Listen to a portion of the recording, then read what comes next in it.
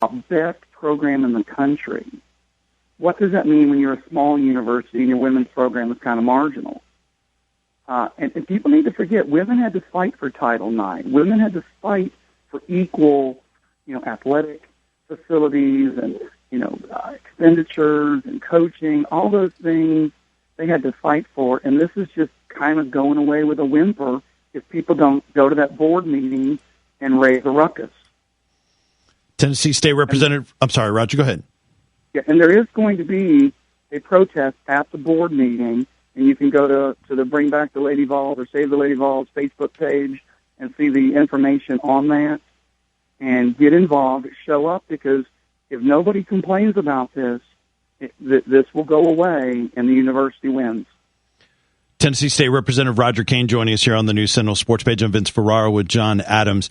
You wrote the letter to the legislature and received 45 signatures so far, and you mentioned all parties involved in it and supporting it. What's the next step in this, and what can happen? Do you think that this could help in getting the Board of Trustees to at least sit down and discuss it?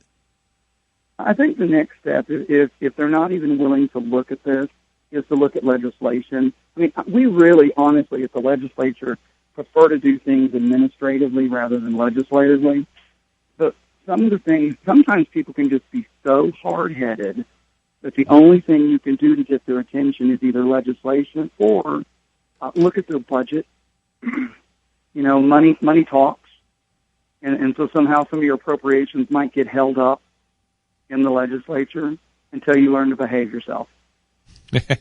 Roger, what about these Board of Trustees?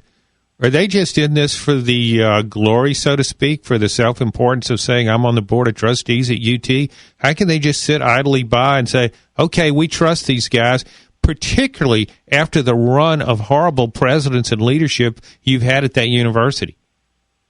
Well, and that's just it. I'm not sure what this board is made of. Typically, boards are supposed to oversee the facilities downstream. Now, what I've heard is, we do things like, tuition rate increases and make sure we're heading towards this top 25 research university. I mean, that's what we're supposed to be doing. And I said, that's true, unless you have total incompetence downstream. Then you are mandated as a board who is responsible to the people of Tennessee to make sure that they're doing what the people want. And I'm just amazed. If I were on a board and I received a letter like the one sent in April or the one just sent in May saying that this is not going to be a topic of conversation, I'm a board member, I would basically say, you know what, here's my yes proxy. You obviously don't want my opinion because obviously you have your own, and I'm just supposed to rubber stamp this thing. So I'm not even going to show up. Here's my proxy. Just vote yes for me because that's what you want. And I would drop off the board. But I don't know that this board, either they don't get it or they don't know what they're supposed to do or they're afraid to do anything. They might not get their board membership next year. Oh, well, tragic. But if you put me on a board, I think you want me on there for my opinion. Otherwise, I'm just a yes person, and I'll just send you my proxy and just vote yes for me. Roger, we talk about this top 25 university, public university. What's the magic about top 25, number 25? I guess it's somewhere you can toot your horn that you're the top 25. You're getting research grants. You're getting a lot of money. You're doing patents. You've got a lot of papers being published. That's why I'm kind of wondering why that has anything to do with a women's sports program. And in fact, it's probably the women who's getting you to the top 25 in many respects. Because, like I said, when we had Lady Vol Day on the Hill, we got to see some of the finest postgraduate women athletes. They were so polished. They were so put together, and they got that polish and how to be put together from the Lady Vol program. And so they've gone out into the business world. They've gone out there and shown people what a great athletic program can do. Because they didn't come into the university that way. They left the university that way. And I just don't get why we're getting rid of the best program we have and minimizing it, just so that somebody who's not going to be with us in another year or two can kind of check this off his bucket list and say, well, I got rid of the Lady Vol program. I don't understand it.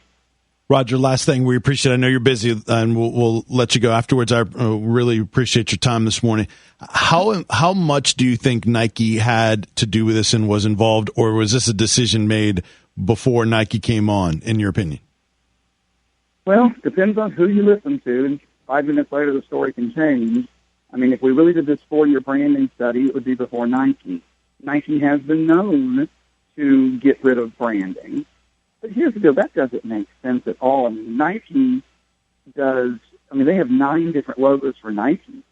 Why do we have to have just one for the University of Tennessee? And I made a comment to somebody last night. There must have been some secret meeting I wasn't involved in where everybody, from the governor down to the university, just kind of sat down one day and said, we need to take on branding. Because, we had this big problem in the legislature where we just spent $46,000 for an ugly logo that nobody likes. And it's kind of the same thing with this Lady Vol. Well, we got to get rid of the Lady Vol logo. They must have just had some meeting I wasn't invited to, and they all decided, okay, this year we're going to take on logos and common branding. Nobody's sitting around in their house going, we need a common theme at the University of Tennessee. And along that lines of branding, I'm told in the future the Smokey the dog may be in danger, and so may Davy Crockett.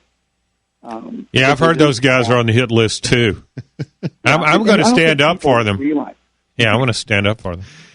You can see the letter that Roger Kane wrote to the legislators and asking for their support and their signatures. If you go to GoVolsExtra.com, Dan Flesser has the story with a link to that letter written by State Representative Roger Kane. Roger, thank you so much. I know you're super busy, but thanks for the time this morning and discussing this with us. All right, guys. Thanks so much for your time. All right. Thank you.